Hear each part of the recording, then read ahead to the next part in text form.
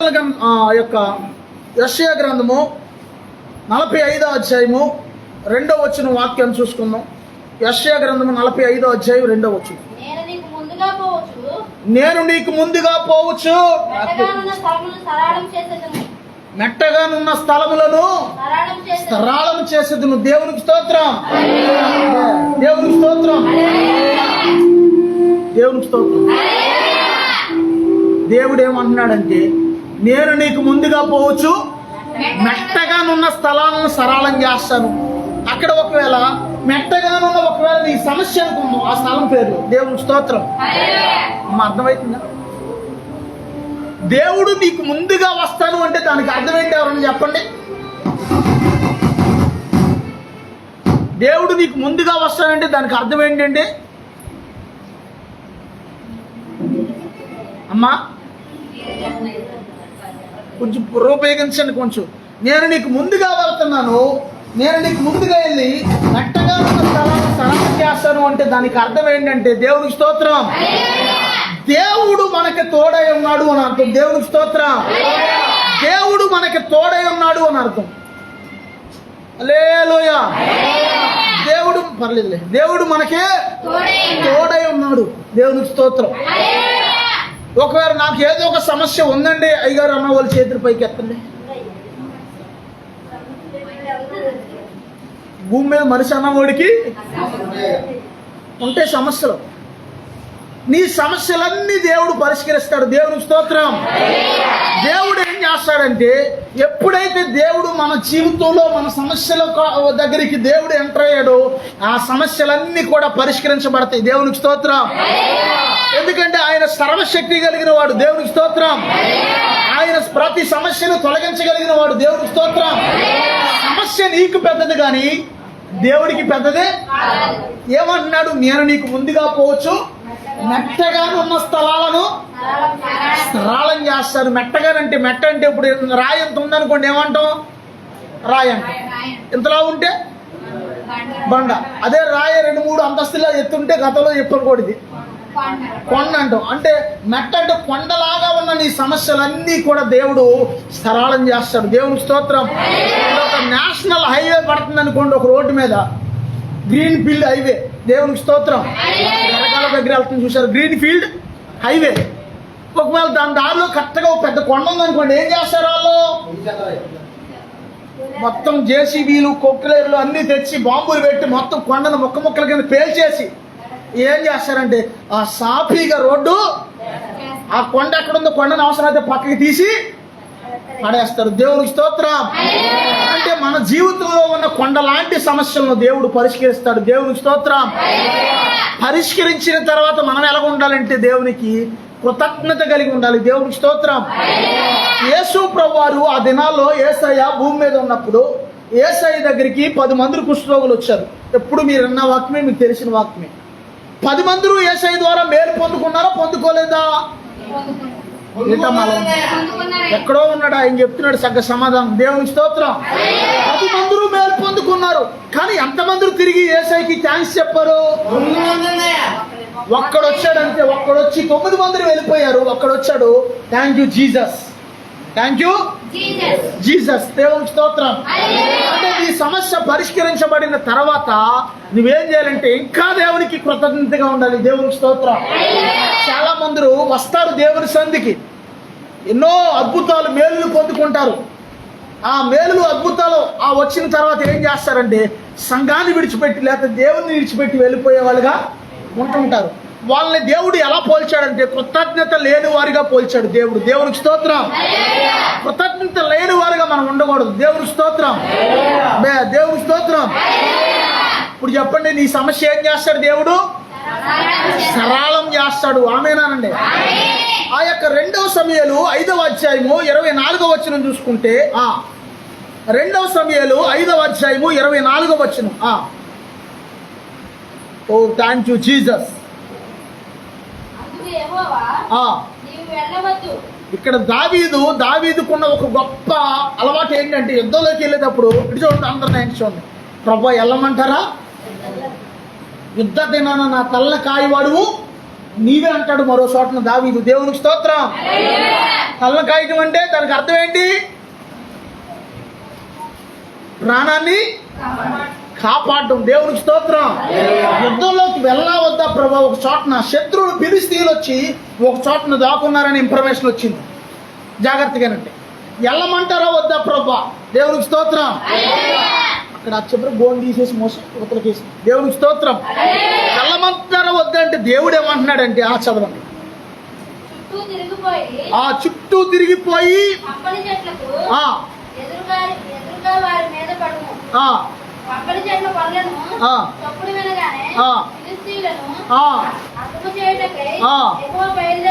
దేవునికి స్తోత్రం. దేవునికి స్తోత్రం. దేవుడు అంటున్నాడు దావీదుతో, నువ్వు నేను చెప్పింటాయని వెళ్ళినప్పుడు నీకంటే ముందుగా నేను వెళ్తాను, వెళ్ళి అక్కడ శత్రువులను హతం చేస్తాను అంటున్నాడు దేవుడు. దేవునికి స్తోత్రం. దేవుడు ఏం చేశాడంటే అంటే దేవుడే ఇక్కడ దావీదు పక్షాన యుద్ధము చేశాడు. దేవునికి స్తోత్రం. అందరు చెప్తూ దేవునికి స్తోత్రం. అందుకే నువ్వేం చేయాలంటే నువ్వు కొన్ని సందర్భాల్లో ఒకవేళ మనం యుద్ధానికి ఎవరు వెళ్ళం, ఆమెనానండి, యుద్ధాలకు వెళ్తామా మనం? మరి ఈ కాలంలో యుద్ధం గురించి ఎందుకు చెప్తున్నారండి అంటే దానికి అర్థం ఏంటంటే యుద్ధం లాంటి సమస్యలు మనిషికి భూమి మీద ఉన్నాయి. దేవునికి స్తోత్రం. నరుల కాలము యుద్ధ కాలము కాదా అంటాడు భక్తుడైన యోబు. దేవునికి స్తోత్రం.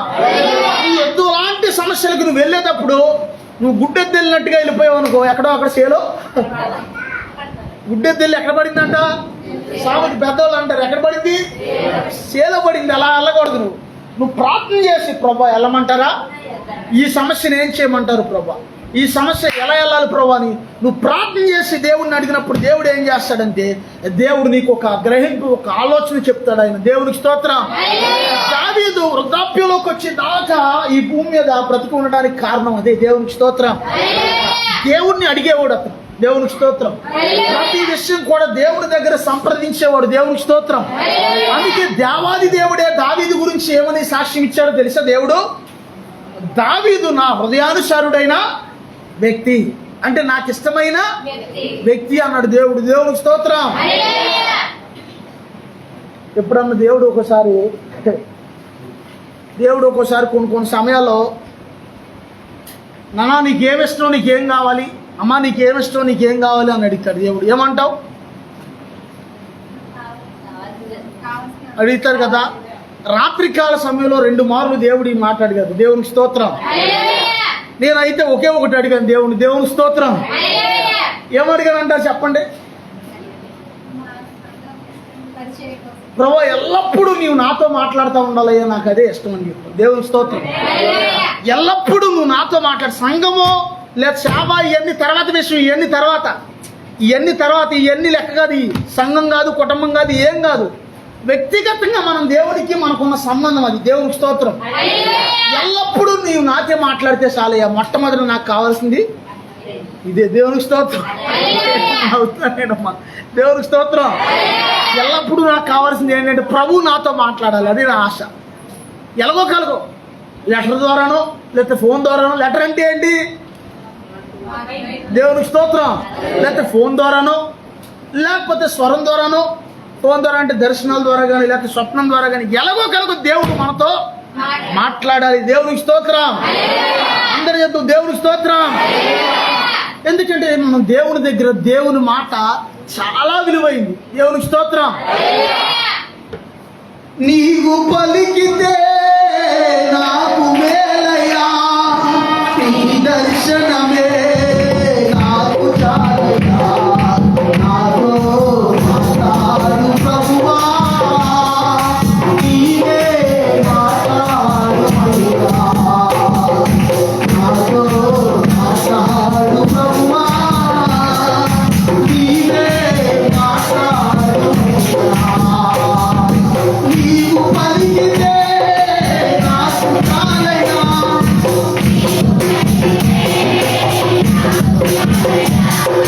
నీ దర్శనమే నాకు చాలయ్యా, నీ దర్శనమే నాకు చాలయ్యా. దేవుని స్తోత్రం. అసలు దేవుడు అలా అడిగితే పరిచర్య గురించి అడగొచ్చుగా పాస్టర్ గారు. పరిచర్య గురించి అడగకుండా ఏంటి అలా అడిగాడంటే ఓ పెద్ద పాస్టర్ గారికి ఒక గొప్ప దైవజనుడికి మెంటలో చేసిందంట ఒక ఆయనకి. పెద్ద పాస్టర్ గారు ఆయన, మెంటలో చేసింది ఆయన. పాస్టర్ గారు వెంటనే ఇదేంటా పాస్టర్ గారికి మెంటలో చేసింది ఏంటి అని చెప్పి పెద్ద పెద్ద ఇంకెవరో తెలిసిన సేవకులు అందరిని పిలిపించి ప్రార్థన చేస్తుంటే, అంతేనా ఈయనకో మాంత్రిక దాడి ఏదైనా ఎవరైనా చేశారని చాలా అల్లకల్లోలం అయిపోయి ఏంటా అని ప్రార్థన చేస్తుంటే, ఆయన కొరకు ఇంకో పాస్టర్ గారు వెళ్ళి ప్రార్థన చేస్తే దేవుడు అంటున్నారంట, ఇతను నాకంటే కూడా పరిచర్యని ఎక్కువ ప్రేమించాడు, నాకంటే కూడా అంటే నన్ను ప్రేమించడం దానికంటే కూడా పరిచర్యని ఎక్కువగా ప్రేమించాడు, అందుకే అతని మతి స్థిమితం అలాగా లేదు అంటే అతనికి అర్థమయ్యేటట్టుగా అప్పుడు ఇంకో పాస్టర్ గారు ఆయనకి చెప్పించి అప్పుడు అన్ని ఆయనతో సరిచేపించి ఒప్పింపజేపించి ప్రభు నన్ను క్షమించు నాయన తప్పైపోయిందని సరిచేపిస్తే ఆయన మతి స్థిమితం మరలా ఆయనకి సెట్ అయిందండి. దేవునికి స్తోత్రం. అందుకే దేవుడు అడిగితే పరిచర్య కావాలయ్యా ఇస్తాడు, పరిచర్య లేదా బంగారం కావాలయ్యా. అందుకే చాలా జాగ్రత్తగా మన మనసు అవసరమే, మనకు ప్రతిదీ అవసరమే. ఆమెనా నీళ్ళు ఈ రోజు నీళ్లు కొనుక్కోవాలంటే డబ్బులు కావాలయ్యా, కావాలొద్దా? ప్రతిదీ కూడా డబ్బులకు ముడిపడిపోయి ఉంది, ప్రతిదీ కూడా అవసరమే. నీ అవసరతలు అన్ని దేవుడు తీరుస్తాడు. ప్రతి పరిస్థితిని కూడా మనం ఏం చేయాలంటే దేవుడి దగ్గర సంప్రదించడం మనకి చాలా ఆశీర్వాదకరం. దేవునికి స్తోత్రం. అందరూ చెప్తాం దేవునికి స్తోత్రం. ఆ యొక్క ద్వితీయోపదేశకాండం 9వ అధ్యాయం 3వ వచనం చదువుకుంటే,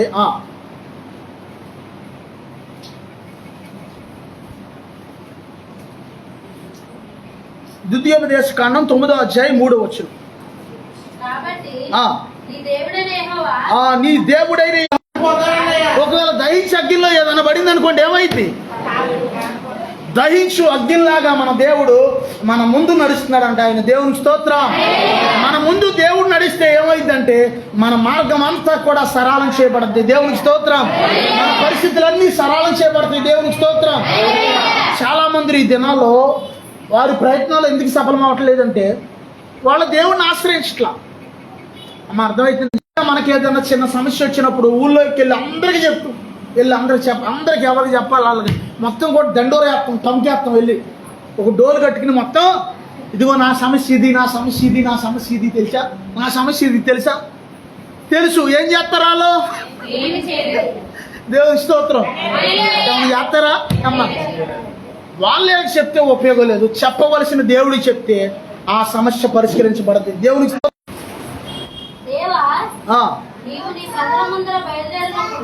నీవు నీ ప్రజల ముందర బయలుదేరినప్పుడు దేవుడు ప్రయాణం చేసినప్పుడు అంటే భూమి కూడా ఏమైందంట? భూమి వణికిందంట. అంటే వణకడం అంటే దానికి అర్థం ఏంటి? తేడా వస్తే దేవుడు అక్కడ ఎంటర్ అయినప్పుడు భూమి కంపించి భూకంపం కూడా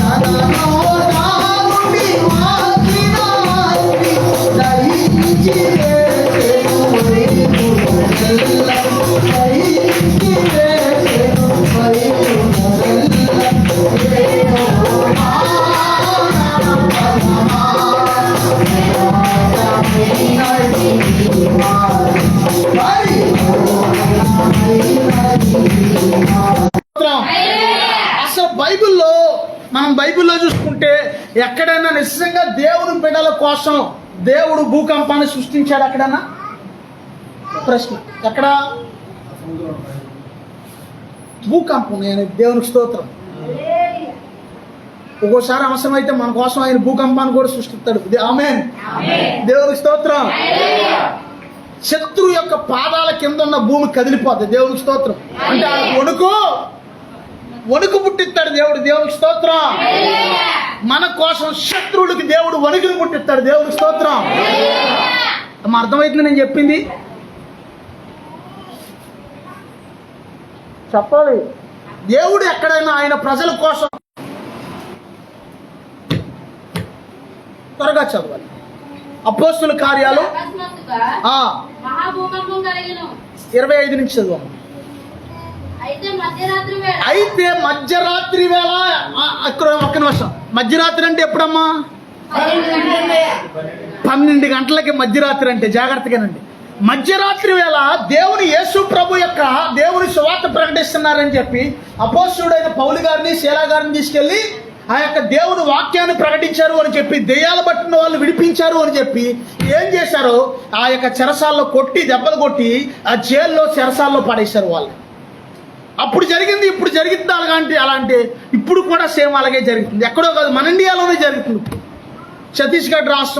ఛత్తీస్గఢ్లో తర్వాత ఉత్తరప్రదేశ్ రాష్ట్రంలో 13 మంది పాస్టర్ గారిని జైల్లో పెట్టారంట. వాకింగ్ చెప్తున్నారంట. ఏం చేస్తున్నారమ్మా?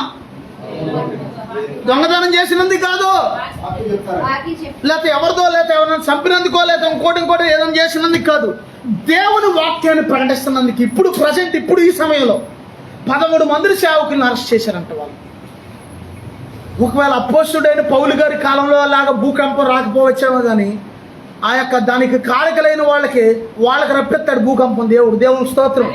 ఈ భూమి మీద రాకపోవచ్చేమని వాళ్ళ హృదయంలో వస్తుంది భూకంపం. దేవునికి స్తోత్రం. ఎప్పుడు వస్తే? ఎందుకంటే జైల్లోకి వెళ్తే మాత్రం ప్రార్థన ఆపుతారు. ఆపుతారా? ఇంకా పట్టుదల వస్తుంది. తాడు పేడు చేల్చుకుందామని అవసరం అయితే, అక్కడ గట్టిగా అవసరం అయితే ఇక్కడ మొర పెడితేనే పాస్టర్లు ఎలా ఉంది, బయట మొర పెడితే, ఇంకా జైల్లో ఉండి మొర పెడితే చాలా స్పీడ్ అయిపోతాడు దేవుడు. అన్ని చాలా స్పీడ్ అన్నమాట. దేవునికి స్తోత్రం. లేచి ఏం చేస్తున్నారంట? పాటలు పాడుతున్నారంట జైల్లో. దేవునికి స్తోత్రం. ఏమ్రా, కొత్తగా వచ్చిన ఖైదీలకి దమా దొబ్బిందిరా. వాళ్ళకే దమా ఖరాబ్ అయింది ఏంటి? వాళ్ళు జైల్లో పడైతే వాళ్ళు పాటలు పాడుతున్నారు అని అనుకున్నారేమో. ఒకవేళ పక్కన ఉన్న పాత ఖైదీలు. దేవునికి స్తోత్రం. ఖైదీలు అందరూ వింటున్నారంటే వాళ్ళు పాడుతుంటే. ఒకసారి చదవండి ఆ మాట. అయితే మధ్యరాత్రి వేళ పౌలును శీలయు దేవునికి ప్రార్థించుచు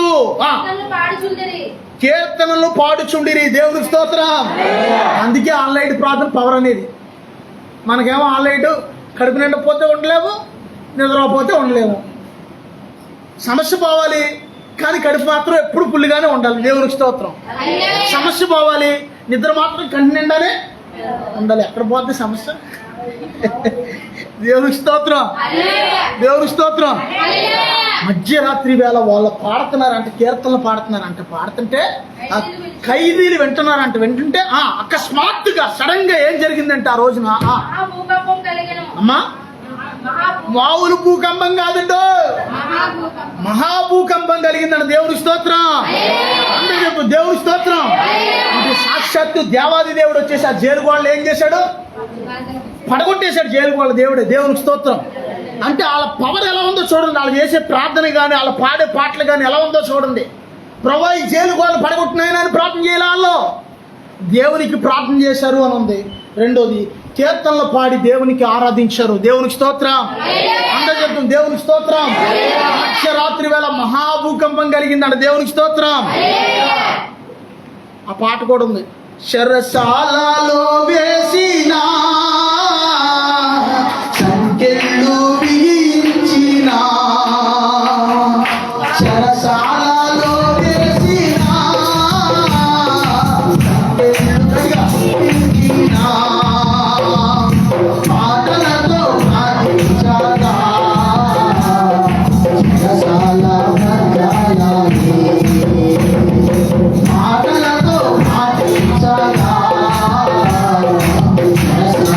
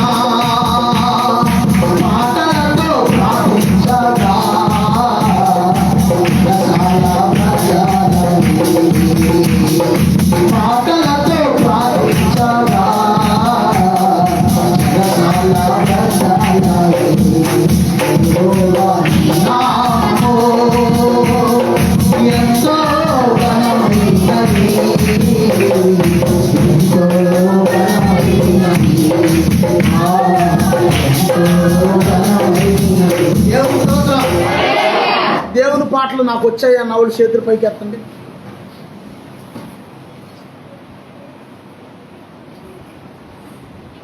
పాడాలి మరి, చర్చిలో కూడా పాడాలి మీరు అందరూ. దేవునికి స్తోత్రం. మీరు ఇక్కడ పాడినోళ్ళు కూడా చేతులు ఎత్తుతున్నారు, మంచిదే. మీరు పాడాలి, దేవునికి స్తోత్రం. పాస్టర్ గారు, నా స్వరం కాకి కావు కావు అని అరిగితే ఎలా ఉంటుంది? అలా ఉంటుందండి, కాకి అరిచినట్టు ఉంటుందండి. నాకేమొచ్చింది బాబు పాట? అమ్మా నువ్వు గమకాలు బాగా పాడతావా, పదనిసలు సరిగమలు బాగా వచ్చా, నీకు బాగా రాగం తిరిగిద్దా అని అడగడు దేవుడు. దేవుడు స్తోత్రం.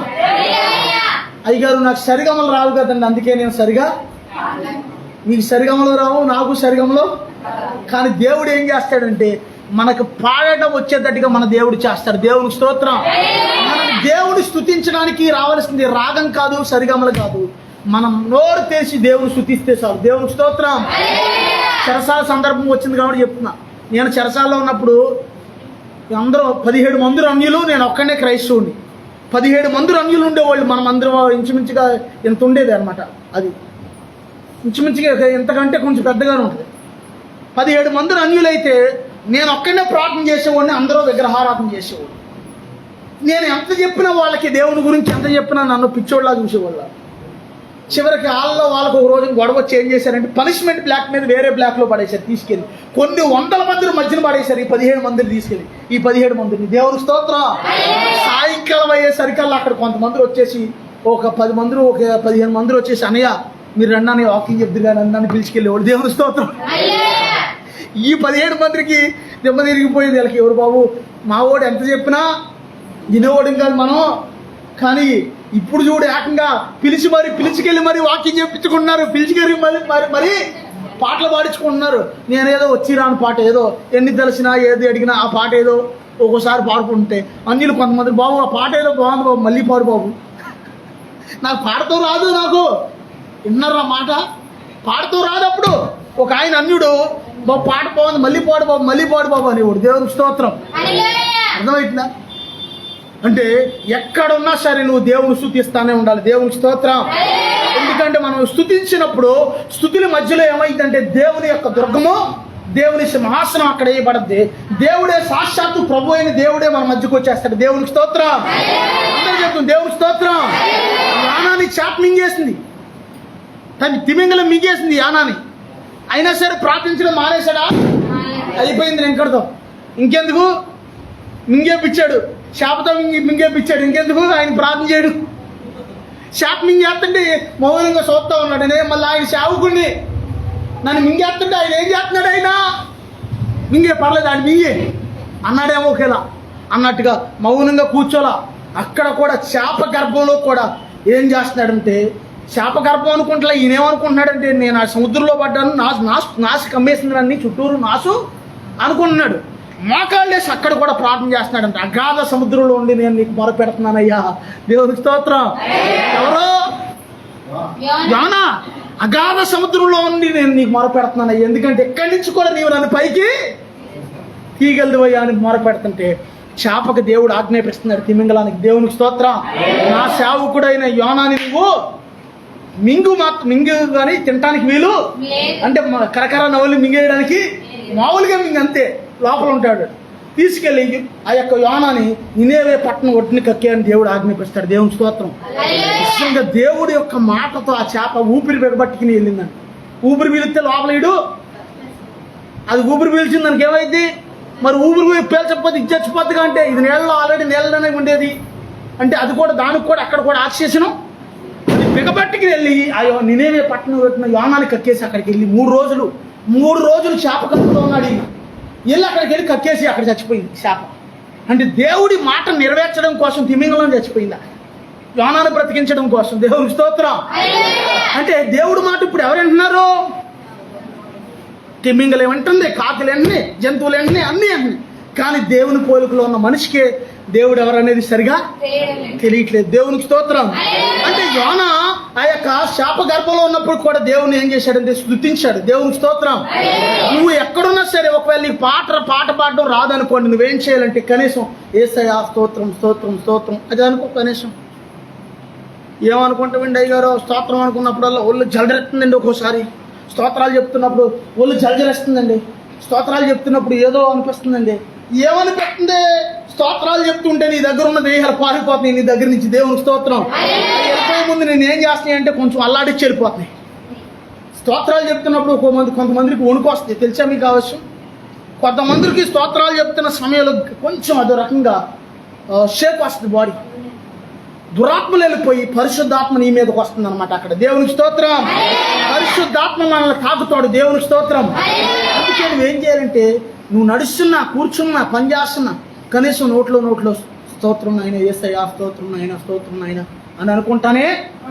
నేను బండి మీద వెళ్ళేటప్పుడు కంపల్సరీగా బండి ఎక్కితే అసలు ఆదమర్పులో ఉంటే అయితే చెప్పలేను, కానీ నాకు గ్రహింపు ఉందనుకోండి ఖచ్చితంగా స్తోత్రాలు చెప్తానే ఉంటాను. ఎందుకు చెప్తాను స్తోత్రాలు? మనం జాగ్రత్తగా వెళ్ళిన అతడు బండోడు. ఒకవేళ మనం ఎప్పుడైతే ఇక్కడ స్తోత్రాలు చెప్తామో ఇక్కడ అగ్ని మండుతుంటుంది, దేవుని సింహాసనం మనతో ఉంటుంది. తీసుకు దేవుని సింహాసనం మనతో ఉంటుంది, దేవుడు మనతో ఉంటాడు. కాబట్టి ఏ దురాత్మలు కూడా మనల్ని ఏమి చేయలేవు అనే ఆలోచన. దేవుని స్తోత్రం. ఈ యొక్క అపోస్తుడైన పౌలు గారిని, శీల గారిని తీసుకెళ్లి చెరసాల్లో పడేసినా సరే వాళ్ళు చెరసాల్లో కూడా ప్రార్థించారు, పాటలు పాడారు అని ఉంది. దేవుని స్తోత్రం. నిజంగా అమ్మ నువ్వు ప్రార్థనకు వస్తే, ఇదిగో నువ్వు దేవుని సందుకు వస్తే, ఇదిగో నీ జైల్లో పెడతాం అంటే ఎంతమంది వస్తారు? చేతులు పైకి ఎత్తండి ఒకసారి. ఏంటి చాలా మంది ఎత్తట్లేదు. ప్రార్థన పెడితే మీరు ఎవరైనా ప్రార్థనకి వెళ్ళారంటే మిమ్మల్ని జైల్లో పెడతాం అన్నారు అనుకోండి, ఏం చేస్తారు? అమ్మ ఎత్తట్లేదు, నీకు వద్దా? కరోనా టైంలో 32 మందిని మీద పేరు రాసి తెల్లారుజామున ఇక్కడ అరెస్ట్ చేశారు. మనం 32 మందిని కరోనా టైంలో తెల్లారుజామున ఆరాధన పెట్టమని. దేవుడు ఇడిపించాడా వదిలేశాడా? నిజంగా ఆ టైంలో చెప్తే మీరు నంబర్ ఈ టైం ఎందుకు పెట్టారు ప్రార్థన మీరు అన్నారు. మా బంధువులు కూడా, మా రక్త సంబంధాలు నన్ను స్టేషన్కి తీసుకెళ్ళిపోయారు ఆల్రెడీ. ఈ లోపు మనోళ్ళు కొంతమంది, మన సంఘస్థులు వీళ్ళు ఫోన్ చేస్తే అసలు ఈ టైంలో ప్రార్థన పెట్టమని ఎవరు చెప్పారు మీకు? జనాలు ఎక్కడికక్కడ కరోనాతో చచ్చిపోతుంటే కరోనాలో ప్రార్థన లేంటారు. బాబు చేయండి, ఏం చేస్తారు చేయండి, ఎలాగో పడండి, నాకు తెలియదు అని వదిలేశారు వాళ్ళు. కానీ యేసయ్య వదిలేశాడా? అదే టైంలో మా బంధువులు, మా బామర్ది ఒక ఆయన ఎస్ఐ గారికి ఫోన్ చేసి, పాస్టర్ గారు ఫోన్ చేసి, మా బామర్ది ఎస్ఐ గారు, పోలీస్ ఎస్ఐ ఒక ఆయన, అరే అన్నయ్య ఇక్కడ కొంచెం పోలీసులు వచ్చారు, పట్టుకున్నారు, కొంచెం ఓ మాట చెప్పరా, కొంచెం ఇన్రమ్మా వాళ్ళు, మనం చెప్పినా ఇన్రమ్మా వాళ్ళు వాళ్ళు ఇన్రాక మీరు కరోనా టైంలో ఎందుకు పెట్టారు ప్రార్థన? వాళ్ళు వినలేదు, బంధువులు వినలేదు. కానీ దేవుడు చూడండి ఎంత గొప్ప దేవుడు. పిలిచిన దేవుడు, అందరు చెప్పండి, పిలిచిన దేవుడు, పిలిచిన దేవుడు మాట తప్పడు, ఆయన సేవకులను సిగ్గుపరచడు. పిలిచిన దేవుడు మాట తప్పడు, ఆయన సేవకులను సిగ్గుపరచడు. దేవుని స్తోత్రం. 32 మంది మీద రాశారు. ఇక్కడ ఆధార్ కార్డులు అవి తీసుకున్నారు. మొత్తం అందరి దగ్గర ఆధార్ కార్డులు తీసి అందరినీ 3 రోజులు అందరికీ బెంబేలు ఎత్తిచ్చేశారు జనాలకి. నన్ను వీళ్ళందరినీ వదిలేయండి, పర్లేదు, నన్ను నా పేరు రాసుకోండి. ఎందుకు నేను ఆ మాట అన్నానంటే, యేసుప్రభు గారు గెస్మనే తోటలో ఏమన్నాడు? ఎవరు నజరేయుడైన యేసుని ఎదుగుతున్నాం అంటే నేనే నజరేయుడైన యేసయ్యని, వీళ్ళని వదిలేయండి పర్లేదని చెప్పి యేసయ్య ఆయన అక్కడ ఏమయ్యాడంటే సరెండర్ అయ్యాడు. యేసయ్యే నాకు మాదిరి. దేవునికి స్తోత్రం. వీళ్ళని వదిలేయండి పర్లేదంటే వదలరా అస్సలు ఒక్కళ్ళు కూడా, చిన్న పిల్లలు కూడా వదలడానికి వీల్లేదు అని అంటే. మొత్తం తర్వాత కాలంలో ఏమైందంటే నన్ను తీసుకెళ్లారు, కానీ యేసయ్య నన్ను విడిచిపెట్టలే. అక్కడ ఆమేనానండి. అంతకు ముందు రోజు నైటే నేను చెప్పాను, మరి దానియేలు సింహాల గుహలో ఉన్నట్టుగా దర్శనం కనపడుతుంది నాకు, దానియేలు సింహాల గుహలో ఉన్నట్టుగా దర్శనం కనపడుతుంది అన్నాను ఆ రోజు. అంత ముందు రోజు నైటు తెల్లారేసరికల్లా ఈ దానియేలు తీసుకెళ్ళి, దేవుని స్తోత్రం, అక్కడ జైల్లో పెడితే, అక్కడ స్టేషన్లో ఇలాగే ఉన్నాను. అక్కడ ఏం చేస్తాం, అలాగే ఉంచాను. అక్కడ లోపల పెట్టారు కూడా నన్ను తీసుకెళ్ళి లోపల అక్కడ స్టేషన్లో పెడితే చూడండి, నిజంగా పిలిచిన దేవుడు, నమ్మదగిన దేవుడు. వెళ్ళిన కొద్దిసేపటికి ఎమ్మెల్యే గారు వాళ్ళ అబ్బాయి దగ్గర నుంచి పోలీస్ స్టేషన్కి ఫోన్ వచ్చింది. మనవాళ్ళు కొంతమంది అక్కడికి వెళ్ళి ఫోన్ చేపిస్తే పాస్టర్ గారిని తీసుకెళ్లారంటగా స్టేషన్కి. పాస్టర్ గారు మా తాలూకే వదిలేయండి అన్న. దేవునికి స్తోత్రం, దేవునికి స్తోత్రం. పాస్టర్ గారు మా మనిషే, వదిలేయండి అనేసరికి వెంటనే మళ్ళీ ఆమె సంతకాలు అవి పెట్టించుకుని వదిలేశారు. దేవునికి స్తోత్రం.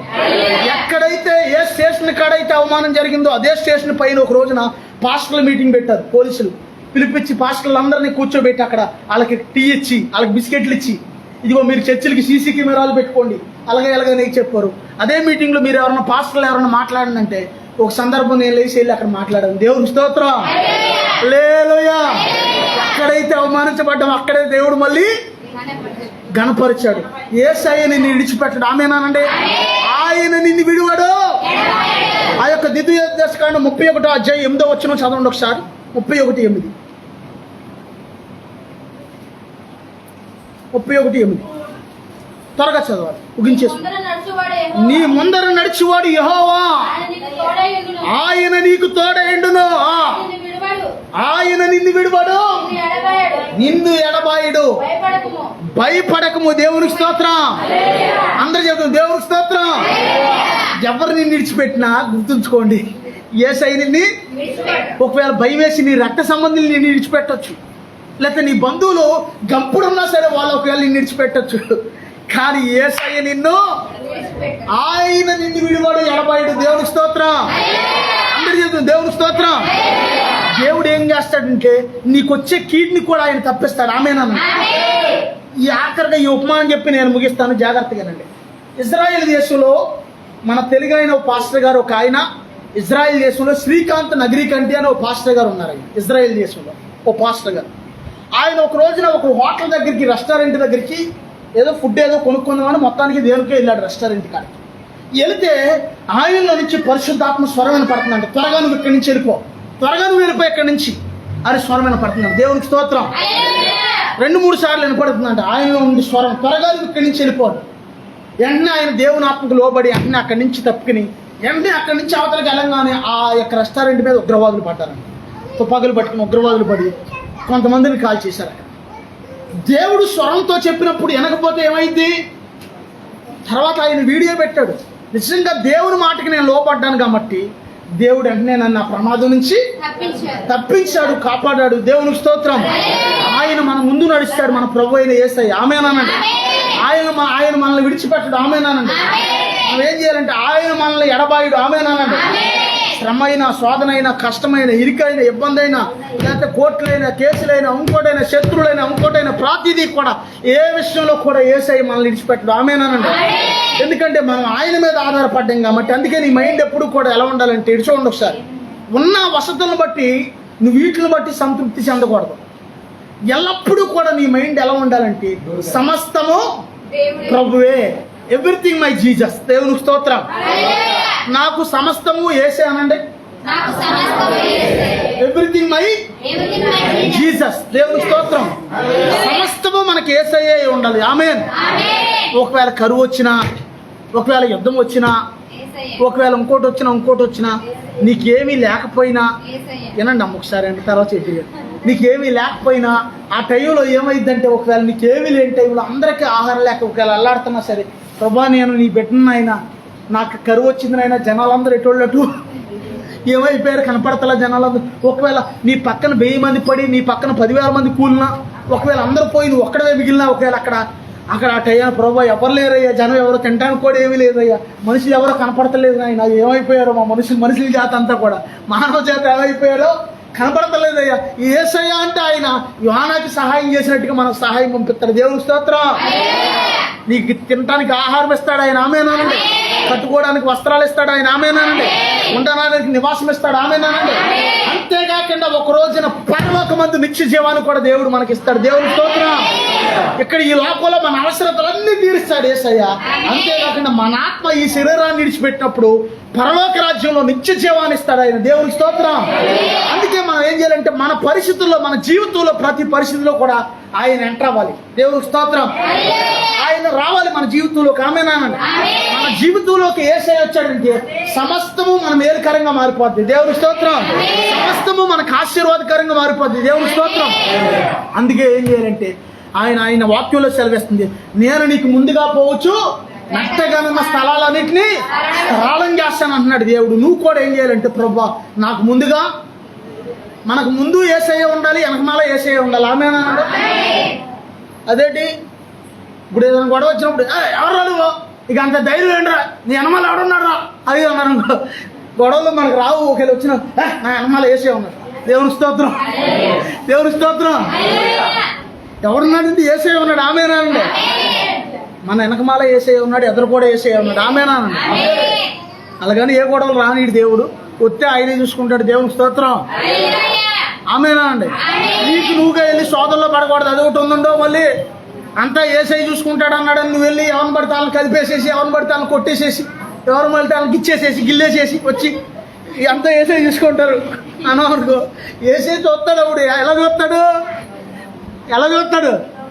నీకు నువ్వుగా వెళ్ళేసేసి గిల్లేసేసి ఎదరోళ్ళని కొట్టేసేసి వచ్చేసి అంతా ఏసై చూసుకుంటాడు. నేను ఇంకేం చేయను. ఇంకేం చేయాలంటే గొడవకు వచ్చాక ఏం చేయాలంటే ఉపయోగం ఉంది. గొడవ రాకముందు నువ్వేం చేయాలి? ఆమేనానండి? సాధారణంగా క్రైస్తవుల ఇళ్లలో పెద్దగా గొడవలు వినపడవు. ఆమేనానండి? ఎప్పుడన్నా వినపడితే లైట్గా, ఎప్పుడన్నా ఒక్కోసారి కానీ అత్తమాన గొడవలు ఉండవు. గొడవలు ఉన్నాయి అంటే నీ ఇంట్లో ప్రార్థన లేదు. ఒకవేళ గొడవలు ఉన్నాయి అంటే ఈ ఇంట్లో స్తుతి లేదు. నీతిమంతుల నివాసంలో రక్షణ గురించిన సునాదాలు వినబడతాయి అని ఉంది బైబిల్లో. దేవుని స్తోత్రం. ఇంట్లో దేవుడి పాటలు వినబడతాయి. దేవుని స్తోత్రం. లేదండి నా ఇంట్లో దేవుడి పాటలు ఎక్కడండి? సినిమా పాటలే. సినిమా పాట వస్తుంటుంది. సినిమా పాట వస్తున్నప్పుడు ఆ పాట అప్పుడు నిజంగా ఆ హీరోయిన్ అలా మెలిగిలు తిరిగింది, ఇలా మెలిగిలు తిరిగింది. ఆ హీరో ఆడు ఎలా ఎగిరాడు, అలా ఎగిరాడు. అమ్మ ఆడు భలే ఎగురుతాడే, ఈడు భలే ఎగురుతాడే. ఆ హీరోయిన్ భలే దూకుంటుంది తల. ఆ హీరోయిన్ అమ్మో వస్త్రాలు ఉన్నప్పుడు ఎంత బాగా వస్త్రాలు కట్టుకునేదో. దేవుని స్తోత్రం. దేవుని స్తోత్రం. సరదాగా నేను పొద్దున మాట అన్న, అమ్మాయి వెస్ట్రన్ కంట్రీ టైప్లో లేతే ఆ యొక్క ఏమంటారు యానం టైప్లో గెడ్డం, ఫ్రెంచ్ టైప్లో గెడ్డం ఉంచుకుంటాం అన్న నేను సరదాగా. ఎవరిలాగా ఎందుకు నీలాగా నీవు ఉంటే చాలని పాస్టర్ గారు అంటే నేను అన్నాను.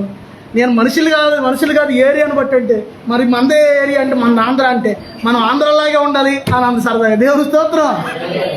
అర్థమైందా? ఇప్పుడు ఇది అయితే ఆంధ్ర మోడల్. ఇది ఏది సింపుల్గా వెస్ట్రన్ కంట్రీ అంటే ఇలాగా, యొక్క ఫ్రెంచ్ అంటే ఎలా ఉంటుంది, ఇలాగ గడ్డం ఎలా ఉంటుంది, ఈ కూతురు లెక్క. దేవునికి స్తోత్రం. అది మామూలుగా యొక్క కొన్ని వేరే దేశాలకు వేరే కంట్రీస్ అయితే ఇలాగా. దేవునికి స్తోత్రం. అంటే నీకు నువ్వులాగా ఉండాలి. ఆమేనానండి? నీ సరదాగా అన్నాను కానీ అక్కడ ఆ మాట, కానీ నీకు నువ్వులాగా ఉండాలి. ఆమేనానండి? మరొక చిరంజీవిలాగా నువ్వు ఉండకూడదు. ఆమేనానండి? ఏంటి? మరొక సౌందర్యలాగా నువ్వు ఉండకూడదు. ఆమేనానండి? సౌందర్యం అంటే ఏంటి? అందం. బైబిల్లో అందం గురించి ఏమనుందో తెలుసా? అందం మోసం, సౌందర్యం వ్యర్థమని ఉంది. చివరికి పాపం అందగత్తే పాపం ప్రమాదంలోనే కాలిపోయింది. చనిపోవడం కాదు, పూర్తిగా కాలిపోయింది, బొగ్గైపోయింది. ఆమె చనిపోయే టయానికి 24 సంవత్సరాలు అంటే మన న్యూసోళ్ళు చెప్తున్నారు. 24 సంవత్సరాలు అంత వయసు చనిపోయే టయానికి. కానీ అందుకే మనం ఏం చేయాలంటే వాళ్ళలాగా నువ్వు ఫాలో అవ్వకూడదు. ఆమేనానండి? నీలాగే నువ్వు ఉండాలి. ఆమేనానండి? అర్థమవుతుందని నేను చెప్పింది. మనం మనలాగా ఉండాలి. దేవుని స్తోత్రం. మనం మనలాగా ఉంటే దేవుడు ఏం చేస్తాడంటే మనల్ని ఆశీర్వదిస్తాడు, మన పరిస్థితులు మారుస్తాడు. దేవుని స్తోత్రం. దేవుడు మాట్లాడుతున్నాడు ఈ మాటలో. మీరు ఎవరో ఇక్కడ మొత్తానికి ఎలాంటి ఫిట్స్ ఉపయోగిస్తున్నారు. వాళ్ళలాగా తలదవ్వాలి, వాళ్ళలాగా వస్త్రాలు వేసుకోవాలి, వాళ్ళలాగా బిగబడ్డాలి. దేవుని స్తోత్రం. అయ్యా లేకపోతే వాళ్ళలాగా నడవాలి. దేవుని స్తోత్రం. ఉన్నారా? ఎవరన్నా ఉన్నారా? దేవుని స్తోత్రం. మనం మనలాగా ఉండాలి. ఆమేనానండి? మనం మనలాగా ఉంటేనే దేవుడు మనల్ని ఆశీర్వదిస్తాడు. ఆమేనానండి? ఎందుకంటే ఏరు కోరి దేవుడు నిన్ను తయారు చేశాడు. ఆమేనానండి? తల్లి గర్భంలో ఒక ముద్దగా ఉన్నప్పుడు ఏరు కోరి నీకు ముక్కు పెట్టాడు దేవుడు, నీకు చెవి పెట్టాడు, నీకు ఒక పేదల రూపం అంతా కూడా ఏర్పాటు చేస్తే నువ్వేం చేస్తున్నావు? నేను బాగలేదు నువ్వు అనుకున్నావు అంటే ఎవరిని అంటున్నాడు తెలుసు? ఇప్పుడు దేవుణ్ణి నువ్వు దేవుడి పనిలో లోపం పట్టుకుంటున్నట్టు. ప్రభా నువ్వు నన్ను సరిగా చేయలేదయ్యా, నువ్వు నన్ను సరిగా చేయలా. కొంచెం ముక్కు కొంచెం ఇంకా అలా తిప్పితే బాగుందిగా, కొంచెం లేదా ముఖం ఇలా తిప్పితే బాగుందిగా అని అనుకోకూడదు. ఆమేనానండి? మనం మనలాగే ఉందాం. దేవుని స్తోత్రం. ఎందుకంటే మన పోలిక ఇందాక చెప్పాను. ఎవరు మన పోలిక? మన హీరో ఎవరు? Jesus my hero. అందరూ చెప్పండి. యేసయ్యే నా హీరో. దేవుని స్తోత్రం. అందరూ దేవుని స్తోత్రం. యేసయ్యే మన హీరో. అర్థమవుతుంది నేను చెప్పింది? మరి యేసయ్యలాగా తలేదయ్యా, యేసయ్యలాగా గెడ్డవేదయ్యా అంటే ఆ టైంలో అప్పుడు కాలం వేరుగా మట్టి. యేసయ్యలాగా నిలువుటంగి. దేవుని స్తోత్రం. నిలువుటంగి నువ్వు గెడ్డాలో తల కాదు, ఇది కాదు కావాల్సింది. ఆయన గుణలక్షణాలు నీలోనికి రావాలి. ఆమేనానండి? ఆయన వెలుగు నీలోనికి రావాలి. ఆమేనానండి? దేవునికి స్తోత్రం. హల్లెలూయా. అందుకే మనం ఏం చేయాలంటే ప్రతి పరిస్థితిలో కూడా మనం ఏం చేయాలంటే దేవుడి దగ్గర సంప్రదించి మనం అడుగులేయాలి. దేవుని స్తోత్రం. ప్రభా ఇది చేయటం నీ చిత్తమా కాదా? గుర్తుంచుకోండి. ప్రభు ఈ పని చేయటం నీ చిత్తమా కాదా? ప్రభు చిత్తం కాదంటే దాని జోలికి నువ్వు దేవుని స్తోత్రం. కొంతమంది ఏం చేస్తారంటే సమస్య పోయిన తర్వాత కూడా ఆ సమస్య గురించి పదే పదే ప్రార్థన చేస్తారు. అప్పుడు దేవుడు ఏం చేస్తాడో తెలుసా? ఏటమ్మా చెప్పండి అమ్మ, పర్లేదు. మరలా ఎంత చెప్పినా ఇంతేక పోయిన సమస్య కోసం కూడా మళ్ళీ పదే పదే చేస్తున్నాడు అని ఆ సమస్య వదిలేస్తాడు దేవుడు. మళ్ళీ అంటే పోయకుండా నువ్వేం చేస్తున్నావు? మళ్ళీ ఆ సమస్య గురించి చేస్తున్నావు. అప్పుడు దేవుడు ఏం చేస్తాడంటే మళ్ళీ ఆ సమస్యలకి ఎంత చేసినా ఈ గ్రహింపు లేదని చెప్పి దేవుడు వదిలేస్తాడు అక్కడితో. దేవుని స్తోత్రం. అందుకే ఆయన నిన్ను విడువకూడదు, ఆయన నిన్ను ఎడబయకూడదు. అంటే నువ్వేం చేయాలంటే ప్రతి పరిస్థితిని కూడా నువ్వు ఆయన దగ్గర సంప్రదించాలి. దేవుని స్తోత్రం. ఆయన చిత్తానుసారంగా మనం అడిగలేదు. రామేనానంటే భక్తుడైన దావీదు ఏమంటాడు తెలుసా? ఒక ప్రార్థన చేశాడు దావీదు బతుకున్న కాల సమయంలో. ఒక అద్భుతమైన ప్రార్థన. ఏమైనా ప్రార్థన చేశాడు తెలుసా? తండ్రి, నీ చిత్తానుసారంగా ప్రవర్తించిన నాకు నేర్పించండి. మనిషి యొక్క స్వభావం కుక్కతోకలాంటిది. ఎంత గొట్టం తగిలిచ్చినా దానికి ఆ గొట్టమన్న కాసేపే చిన్నగా ఉంటుంది. మళ్ళీ ఏమైంది? అది తీవేస్తే మళ్ళీ సర్రమని వంకర తిరిగిపోతుంది. మనిషి స్వభావం కుక్కతోక లాంటిది. ఒక పాస్టర్ గారు చెప్పారు ఒక ఆయన, కుక్కతోక గొట్టం పెడితే ఎలా ఉంటుంది అలా ఉంటుంది అంట మనిషి స్వభావం. ఇప్పుడు నువ్వేం చేయాలి? నీ స్వభావం వంగదు, దేవుణ్ణి అడగాలి. ప్రభు నీ చిత్తానుసారంగా, అందరూ అడగండి, యేసయ్యా నీ చిత్తానుసారంగా ప్రవర్తించుటకు నాకు నేర్పించండి. ఎప్పుడైతే నువ్వు అలా ప్రార్థన చేసావో చూడండి, నీ చెయ్యి ఎక్కడ ఉండదు తెలుసా? చెయ్యి ఎక్కడ ఉండదు అంటే చెయ్యి ఎక్కడ చూపిస్తున్నాను పాస్టర్ గారు. చెయ్యి నీ చెయ్యి యేసయ్య చేతిలో ఉంటుంది. దేవుని స్తోత్రం. అందరూ చెప్తూ దేవుని స్తోత్రం. నువ్వు ఏదన్నా చేయాలన్నా సరే దేవుడు ఏం చేస్తాడంటే నిన్ను కంట్రోల్ చేస్తుంటాడు. దేవుని స్తోత్రం. నీ కంట్రోల్ చేస్తూ ఉంటాడు. మొన్నోసారి చూపించాను సందర్భం. ఒక వ్యక్తి ఇలా లేచి వెళ్ళిపోదు మనం తినేసరికి చెయ్యి ఎక్కడ ఉంది? దేవుని చేతిలో. దేవుడు నిన్ను నియంత్రిస్తుంటాడు. దేవుని స్తోత్రం. టీవీలకి స్టెబిలైజర్లు ఉంటాయి, లేకపోతే ఏమైంది? స్టెబిలైజర్ లేకపోతే ఇక్కడే ఉన్నారా? టీవీలు ఉన్నాయా? ఉన్నాయా స్టెబిలైజర్లో? స్టెబిలైజర్ లేకపోతే టీవీ ఏమైందండి? పవర్ ఎక్కువ వచ్చినప్పుడు కాలిపోతుంది. అలాగే నీకు కూడా నియంత్రించడానికి దేవుడు ఏం చేస్తాడంటే నిన్ను ఆయన తన స్వాధీనంలో ఉంచుతాడు. దేవుని స్తోత్రం. ఆమేనానండి అందరూ. దేవుడు నిన్ను నన్ను కూడా మనందరినీ కూడా ఆయన స్వాధీనంలో ఉంచాలి. ఆమేనానండి. ఆయన స్వాధీనంలో మనం ఉన్నామనుకోండి మనకంతా జయమే. ఆమేనానండి.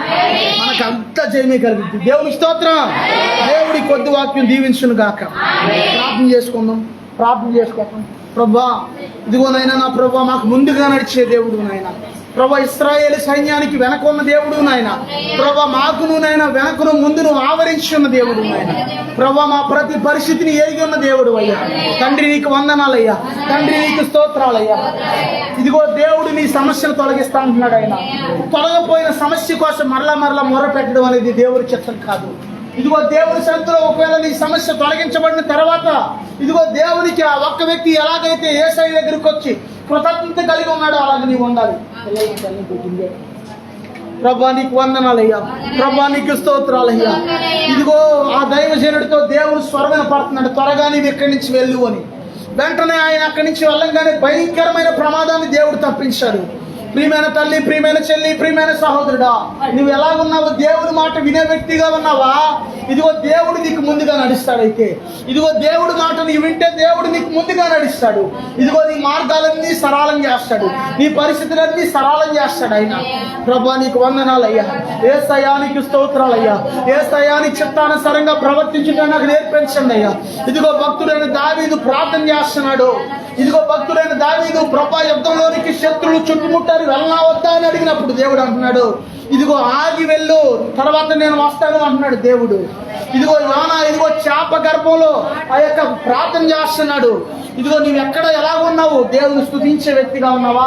ప్రార్థించే వ్యక్తిగా ఉన్నావా? అపోస్తుడైన పౌలు గారు సేలయు ఇదిగో దేవుడు వాక్యాన్ని ప్రకటించినందుకు, ఇదిగో దురాత్మలు వెళ్ళగొట్టినందుకు ఇదిగో ఆయన్ని సరసాలో వేసినప్పుడు ఇదిగో మధ్యరాత్రి కాల సమయంలో వాళ్ళు పాటలు పాడుతున్నారంట, మధ్యరాత్రి కాల సమయంలో వాళ్ళు ప్రార్థన చేస్తున్నారంట. ఎల్లప్పుడూ నువ్వు ఇదిగో కేవలం ఆహారం తినటం కొరకు, కేవలం నిద్రపోవడం కొరకే ప్రార్థన చేస్తున్నావేమో. ఒకవేళ ప్రభా నీ సన్నిధిలో కడుపు గట్టికి నేను ఉపవాస ప్రార్థన చేయలేకపోతున్నానయ్యా, నన్ను క్షమించండి అయ్యా. అయ్యా నీ సన్నిధిలో మెలకు ఉండి నేను ప్రార్థించలేకపోతున్నానయ్యా, నన్ను క్షమించండి అయ్యా. అయ్యా ప్రభా ఇదిగోనైనా నా ప్రతి పరిస్థితిని నాకు బయలుపరిచావయ్యా. అయ్యా నీకు వందనాలయ్యా. ప్రభా నన్ను క్షమించు నాయన. ప్రభా నా ఉదయతను క్షమించు నాయన. యేసయ్యా నాకు తోడయ్యానంటే ప్రభా అయ్యా నాకు ముందుగా నడవండి నాయన. అయ్యా నా పరిస్థితులన్నీ ఇదిగో నా సమస్యలన్నీ సరళం చేయండి ప్రభా. అయ్యా నా మార్గాలన్నీ సరళం చేయండి ప్రభా అని ప్రార్థన చేసుకుందాం. వ్యక్తమైన వాక్యాన్ని బట్టి ప్రార్థన చేసుకుందాం. ప్రభు సన్నిధిలో ప్రార్థన చేసుకుందాం. వాక్యాన్ని